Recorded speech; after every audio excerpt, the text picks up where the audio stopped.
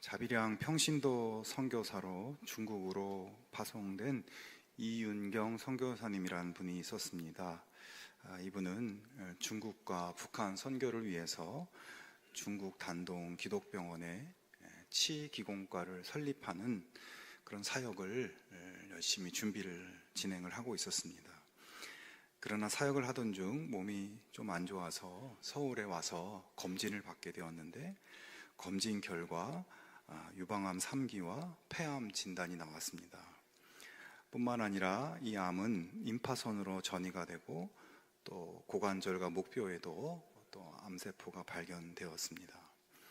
치료가 거의 불가능해 보였지만 병원에서는 우선 약물 치료를 하기로 하였습니다. 선교사님을 위해서 많은 분들이 기도를 하기 시작했습니다. 2016년 4월 치료를 받던 중 선교사님은 의사의 만류에도 불구하고 미국에 있는 자기 집으로 돌아가기로 결정하였습니다. 그런데 미국에서 이제 치료를 받는 가운데 놀라운 일이 일어났습니다. 그해 7월 12일에 이 페트 검사를 받았는데 이 유방과 임파선과 뼈에 있는 암들이 사라지고 폐암만 조금 남아있다는 결과가 나왔습니다.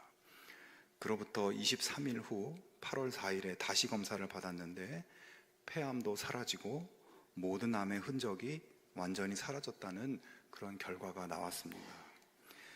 종양과 의사는 왜 암이 사라졌는지 모르겠습니다 라고 이야기하고, 방사선과 의사는 정말 암이 있었습니까? 라고 물었습니다. 여러분, 이 선교사님의 그 암덩어리들이 어떻게 다 사라졌겠습니까? 하나님께서 고쳐주셨기 때문입니다. 선교사님을 위해 그를 파송한 교회의 모든 성도들과 동역하는 선교사님들과 가족들과 많은 분들이 간절히 기도했습니다. 그들의 기도를 들으신 하나님께서 완전한 치유의 기적을 베풀어 주신 것입니다. 여러분, 우리는 성경에서 주님께서 병자들을 치유해 주시고 또 그들의 간구를 들어주셔서 불치의 병을 고쳐주시는 이야기를 많이 볼 수 있습니다. 그리고 성경뿐 아니라 오늘 우리의 삶 가운데도 하나님께 간절히 기도함으로 치유의 기적을 경험한 사람들의 이야기를 또한 간혹 들을 수 있습니다. 하지만 또 이런 이야기도 있습니다. 사도 바울 잘 아시죠?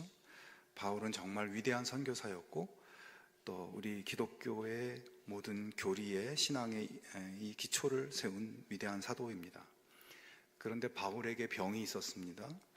그 병 때문에 사역에 많은 어려움이 있었습니다. 그래서 그는 자신의 질병의 문제를 가지고 하나님께 기도했습니다.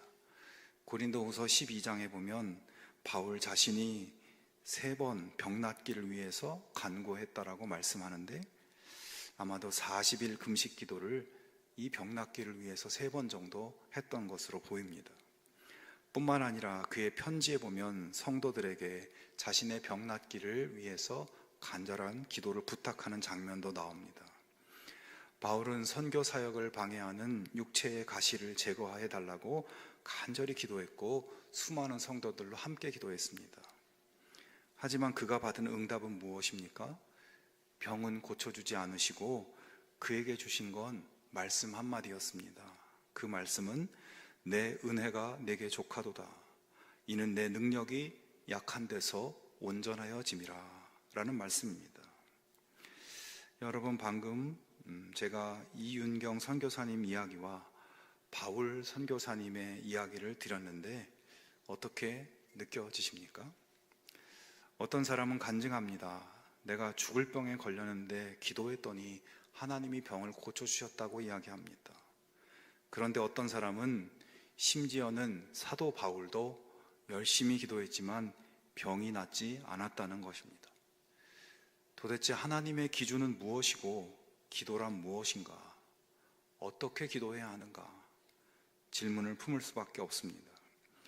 우리의 그런 질문에 대해 성경은 어떤 해답을 줄 수 있을까요?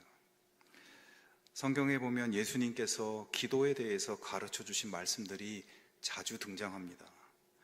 오늘은 마태복음 특별히 5장부터 7장의 산상수훈의 기도에 대한 주님의 말씀을 한번 생각해 보려고 합니다.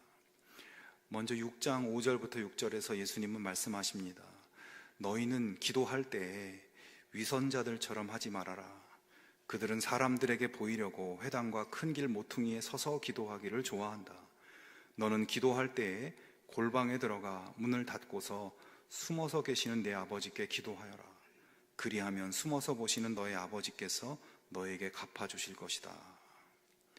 그리고 이어서 7절에 너희는 기도할 때에 이방 사람들처럼 빈말을 되풀이하지 말아라. 그들은 말을 많이 하여야만 들어주시는 줄로 생각한다. 그러므로 그들을 본받지 말아라. 하나님 너희 아버지께서는 너희가 구하기 전에 너희에게 필요한 것이 무엇인지를 알고 계신다 말씀하십니다. 예수님은 직접적으로 너희는 기도할 때 이렇게 하라고 하시면서 방금 읽은 말씀들에서는 두 가지를 말씀하신 거예요. 우선 위선자들처럼 사람들에게 보이려고 기도하지 말고 골방에 들어가 아버지께 드리듯이 기도하라고 하시고, 두 번째는 이방인들처럼 말을 많이 하려고 하지 마라 라고 말씀합니다. 여기서 강조하는 것을 한마디로 한다면 기도할 때 진실한 자세로 하라는 것이죠. 하나님은 기도를 멋있게 유창하게 한다거나 기도를 길게 한다고 해서 들어주시는 분이 아니다. 우리가 구하기도 전에 필요한 것을 무엇인지 알고 계신 하나님은 진실하게 하나님만을 의지하며 드리는 기도를 들으신다 말씀하는 것입니다. 여러분, 가끔 기도를 어렵다고 하시는 분들의 이야기를 들어보면 방금 주님께서 말씀하신 것과 연관된 경우가 많습니다. 다른 사람들은 아주 유창하고 멋있게 기도하는데 나는 그렇지 않아서 기도를 힘들어하고 또 부끄러워하는 경우도 있습니다. 하지만 여러분, 우리가 필요한 것을 이미 알고 계신 하나님은 우리가 어떤 감동적이고 멋진 언어로 얼마나 많은 시간을 기도하는지 그런 것을 보시는 분이 아니십니다. 그런 기도에 감동을 받아서 응답하시는 분이 아니십니다. 여러분, 기도는 사람이 듣기 좋으라고 하는 것도 아니고 하나님을 설득하기 위해서 드리는 것도 아닙니다. 기도는 아버지와 자녀 사이의 대화입니다. 그래서 어린아이가 자기가 원하는 것을 엄마 아빠에게 순수하게 순진하게 구하는 그 모습이 기도의 기본 자세입니다. 여러분, 아이들이 부모에게 무언가를 구할 때 아이가 유창하게 설득력 있는 언어로 구하면 들어주고 그렇지 않으면 안 들어주고 그런 부모가 있습니까? 하나님만 의지하는 마음으로 진실하게 드리는 순수한 요청을 하나님은 들으신다는 것입니다. 그러므로 성도 여러분, 기도 드릴 때 어렵게 생각하지 마시고 나의 아버지, 모든 것을 다 가지고 계신 하나님 아버지를 신뢰하고 의지하는 마음으로 진실하게 단순한 언어로 요청해 볼 수 있기를 바랍니다. 하나님, 저 지금 너무 힘들어요. 저를 도와주세요. 라고 있는 그대로 말하는 것도 여러분 기도입니다. 기도할 때 어린아이의 마음이 되시기 바랍니다. 하나님 아버지의 사랑의 응답이 반드시 여러분에게 들릴 것입니다. 계속해서 7장에서 예수님은 다시 기도에 대해서 가르칩니다. 7장 7절에서 8절에 보면 구하라 그리하면 너희에게 주실 것이요 찾으라 그리하면 찾아낼 것이요 문을 두드리라 그리하면 너희에게 열릴 것이니 구하는 이마다 받을 것이요 찾는 이는 찾아낼 것이요 두드리는 이에게는 열릴 것이니라. 자, 이 말씀 역시 기도의 자세와 태도를 가르치는 말씀입니다. 여기서 구하라, 찾으라, 두드리라 이 말씀이 우리 한글에는 잘 드러나지 않는데 원어인 헬라어 문법에 보면 현재 명령형이라는 문법 유형이 쓰여져 있습니다. 이 현재 명령형 문법은 동작의 반복성을 강조할 때 쓰는 동사입니다. 그러니까 기도를 한 번 하는 것으로 끝내지 말고 끊임없이 꾸준히 계속해서 쉬지 말고 하라는 의미인 것입니다. 여러분, 예수님께서 기도를 가르치실 때 기도를 꾸준히 포기하지 말고 하라는 말씀은 참 자주 하셨습니다. 누가복음 18장에 어떤 과부가 자신의 억울한 사정을 풀어달라고 재판장에게 간청하였다. 재판장이 과부를 무시하며 들어주지 않으려고 했지만 그녀는 끊임없이 포기하지 않고 간구하고 또 간구하였다. 그랬더니 재판장이 그 과부의 간청을 들어주었다. 누가복음 11장에 한밤중에 집에 손님이 찾아왔다. 딱히 대접할 것이 없어서 친구 집에 먹을 것을 좀 꾸러 갔다. 친구가 자다 말고 나와서 지금은 밤이 늦어서 줄 수 없으니 그냥 가라고 했다. 하지만 이 사람은 계속해서 그 문을 두드리고 간청하고 또 간청하였고 결국 그 친구가 간청을 들어주었다. 데살로니가전서 5장 쉬지 말고 기도하라. 그렇습니다. 주님께서 그리고 성경이 가르쳐주고 있는 기도의 중요한 자세는 한 번 기도하고 끝나지 말고 그 기도의 응답이 깨달아질 때까지 꾸준히 기도하라는 것입니다. 여러분, 주님이 가르쳐 주신 이 기도의 자세를 기억할 수 있기를 바랍니다. 끊임없이 매일매일 구하고 찾고 두드리시기 바랍니다. 뜻을 정하고 시간을 정해서 기도하기 바랍니다. 다니엘처럼 하루에 3번 꾸준히 기도해 보기 바랍니다. 새벽이면 새벽, 밤이면 밤, 하나님과 만나기 위한 여러분의 거룩한 시간을 정해놓고 응답이 깨달아질 때까지 중도에 포기하지 않고 기도하기 바랍니다. 그러면 얻을 것이고 찾을 것이고 열릴 것입니다. 그런 놀라운 기도의 주인공들이 다 되실 수 있기를 주님의 이름으로 축원합니다. 지금 이 시간 우리의 기도를 한번 돌아보기 바랍니다. 지금 기도를 혹시 쉬고 있습니까? 다시 기도의 줄을 잡고 시작할 수 있기를 바랍니다. 반드시 하나님께서 열어주실 것입니다. 주님께서는 이렇게 기도를 진실하고 순수하게 그리고 쉬지 말고 꾸준히 하라고 기도의 자세와 태도를 가르쳐 주시고 또 한 가지는 기도의 내용에 대해서 가르쳐 주십니다. 6장 31절부터 33절의 말씀 다시 한번 보겠습니다. 그러므로 염려하여 이르기를 무엇을 먹을까 무엇을 마실까 무엇을 입을까 하지 말라. 이는 다 이방인들이 구하는 것이라. 너희 하늘 아버지께서 이 모든 것이 너희에게 있어야 할 줄을 아시느니라. 그런즉 너희는 먼저 그의 나라와 그의 의를 구하라. 그리하면 이 모든 것을 너희에게 더하시리라. 잘하는 말씀이죠. 그렇습니다. 너희는 먹고 사는 문제를 염려하여 구하기 전에 먼저 하나님의 나라와 하나님의 의를 구하라 말씀합니다. 무엇을 기도해야 하는지 기도의 내용을 가르쳐 줍니다. 먼저 하나님의 나라가 이루어지기를 구하라고 합니다. 성도 여러분, 지금 우리 자신이 내가 지금 기도하고 있는 제목들을 잘 살펴보기 바랍니다. 대부분 살아가는 삶의 문제들이죠.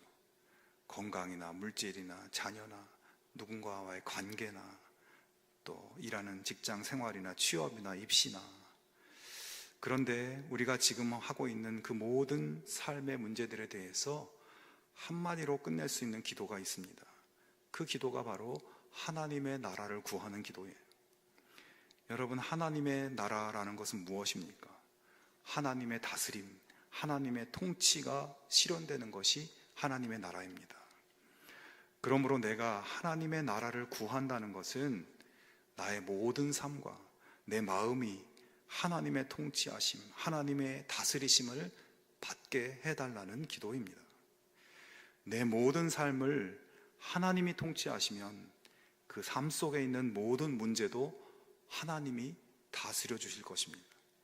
내 삶을 내가 다스리고 내가 통제하려고 하면 모든 문제를 내가 알아서 해야 하지만 내 삶을 하나님이 다스리시면 내 문제가 하나님의 소관이 되는 것입니다. 여러분, 요즘은 어떤지 모르겠는데 예전에는 이민을 가려고 하는 사람들이 많다는 이야기를 들은 적이 있습니다. 그런 사람들이 이민 가려고 하는 나라는 대부분 미국이나 캐나다나 북유럽 국가들, 이런 나라들이에요. 그런 나라들에서 그 나라들이 갖춘 경제나 복지 시스템 속에 들어가 살면 지금보다 사는 게 덜 힘들 것 같아서 그런 나라들로 이민 가려고 하는 것이겠죠. 그런데 여러분, 그런 나라들보다 더 안전하고 걱정할 것이 없는 나라가 하나님 나라인 것을 믿으실 수 있기를 바랍니다. 전능하신 하나님이 내 마음과 내 삶을 다스리시는데, 하나님이 보고 계시고 통치하시는데 염려할 것이 무엇입니까? 내 힘으로는 도저히 안 되는 내 삶의 문제와 고민, 하나님 다스려 달라고 기도하기 바랍니다. 하나님, 내 삶을 다스려 주십시오.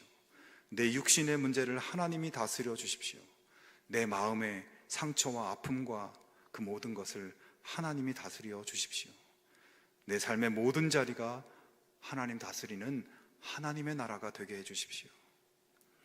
그렇게 하나님의 통치, 하나님의 나라를 구하면 모든 것을 하나님이 다스려 주실 것입니다. 이것보다 더 완벽한 해답, 완벽한 기도가 어디에 있겠습니까? 나의 삶을 하나님이 다스리시면 어떤 문제도 아무 문제가 아닌 것입니다. 또 한 가지, 예수님께서 우리에게 구하라고 하신 것은 하나님의 뜻입니다. 근데 여러분, 여기서 하나님의 뜻이란 무엇일까요?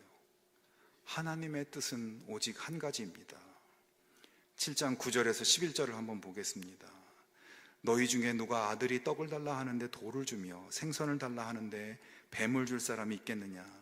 너희가 악한 자라도 좋은 것으로 자식에게 줄 줄 알거든 하물며 하늘에 계신 너희 아버지께서 구하는 자에게 좋은 것으로 주시지 않겠느냐? 여러분, 우리 하나님의 뜻은 단 한 가지입니다. 우리에게 좋은 것을 주시는 것입니다. 그게 하나님이 품고 계신 뜻입니다. 그런데 문제는 그 하나님의 뜻과 나의 뜻이 다를 수 있다는 거예요. 우리가 하나님께 원하는 무언가를 열심히 간구했습니다. 그런데 그 간구하는 것을 하나님이 주시지 않습니다. 아무 일도 일어나지 않습니다. 나름대로 열심히 기도한 것 같은데 아무 응답이 없는 거예요. 하나님 좋은 것으로 주신다면서 도대체 뭘 주신 겁니까? 저 선교사님은 암병을 다 고쳐주시면서 저는 왜 안 고쳐줍니까? 사역을 하면서 많은 성도들을 만나게 됩니다. 안타까운 분들이 있어요. 원치 않는 병에 걸려서 아파하며 또 죽음과 사투를 벌이는 분들도 있고, 경제적인 문제, 자녀의 문제, 여러 가지 어려움 때문에 힘들어하는 분들이 있습니다. 그런데 그 문제를 해결해 주시기를 기도해도 응답이 없어 보입니다. 하나님, 주님의 자녀들인데 저 집사님, 저 권사님 좀 고쳐주시면 안 됩니까? 좋은 것으로 주신다면서 도대체 좋은 것이 무엇입니까? 라고 여쭐 때가 있습니다. 여러분, 결국 해답은 믿음입니다. 무슨 믿음인가요? 하나님 아버지께서는 반드시 좋은 것을 주신다는 믿음입니다. 나는 내가 좋아 보이는 것을 구하고 있지만 하나님께서 생각하시는 좋은 것은 다른 것일 수 있어요. 그렇지만 하나님 보기에 좋은 그것이 나에게 가장 좋은 것이라는 믿음입니다. 내 뜻, 내 소원보다 나에게 좋은 것을 주기를 원하시는 하나님의 뜻이 이루어지는 것이 나에게 가장 좋은 것이다.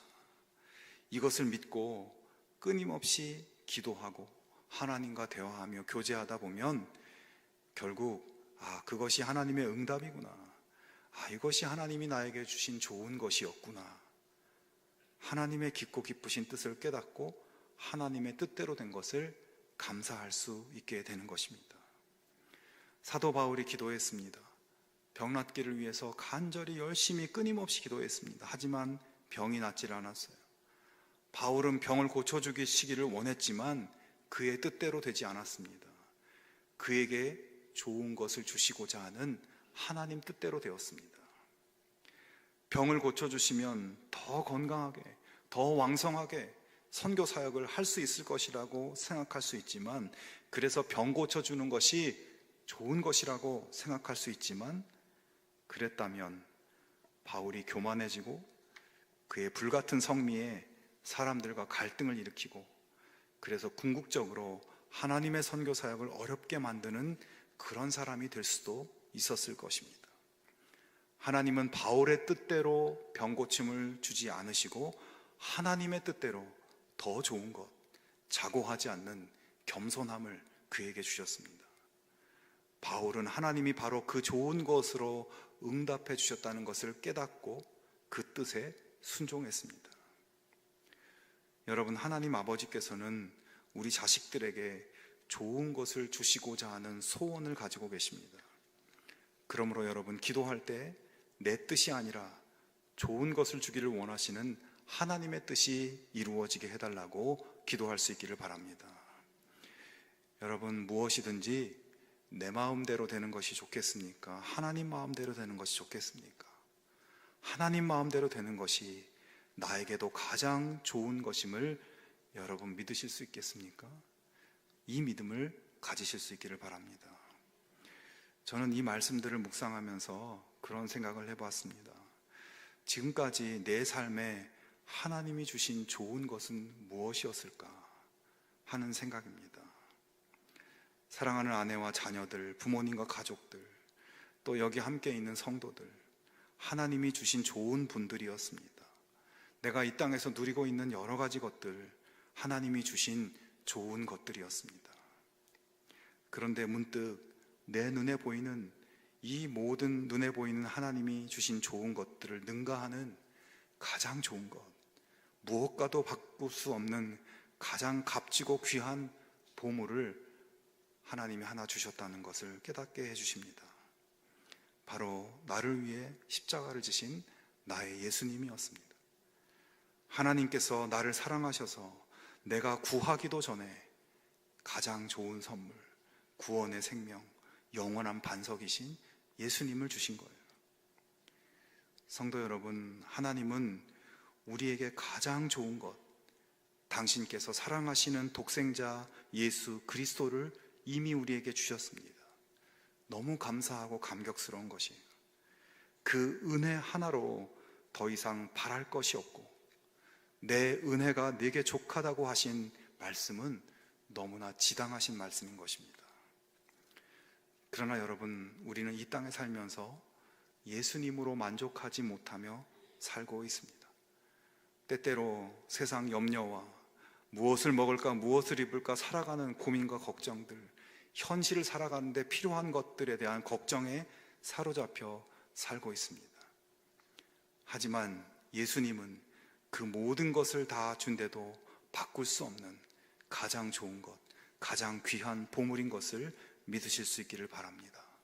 예수님을 모시고 예수님과 함께 예수님이 원하시는 것을 행하는 것이 더 좋은 것이고 바꿀 수 없는 가장 귀한 것입니다.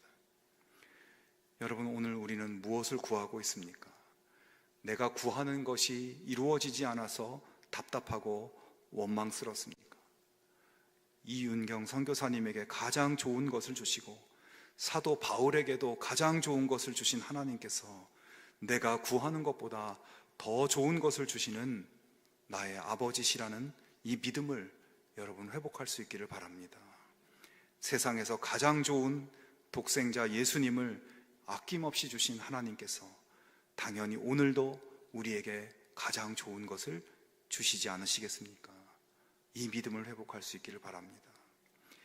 여러분, 이제 우리의 기도가 매일의 삶 속에서 변함없이 꾸준하고 성실하게 드리는 기도로 변화되고, 정말 주님께서 원하시는 하나님의 나라가 이루어지기 위해서 하나님의 뜻이 이루어지기 위한 기도로 우리의 기도가 변화될 수 있기를 바랍니다.